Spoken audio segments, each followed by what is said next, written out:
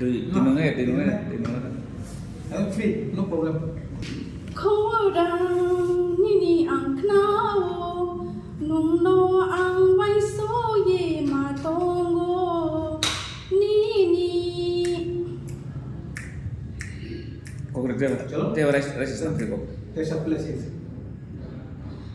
Khorang nini ang knao nung no ang vai so ye ma tongo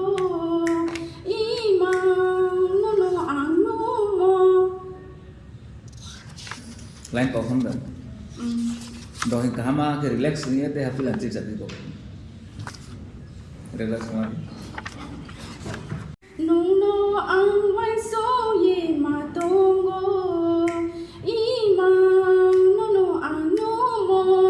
mo thang di ke chong ye ang mayo nung no ang le po mai na ya nung quang no ta pau di nung no ang le po mai na ya nung quang no ta pau di ang le nung no thôi ya hani chong ye la nung po chong di ang le nung no thôi ya hani chong ye la nung po chong di chui mu troi thang ya nung no so se chui ho khoi te ka mo po si ang le nung no so se chui thui mu troi thang ya nung no so se chui ho khoi te ka mo po si ang nung no so se ang le chui sal ha mo po si ya hor ai mo po si ya nung no se ang le chui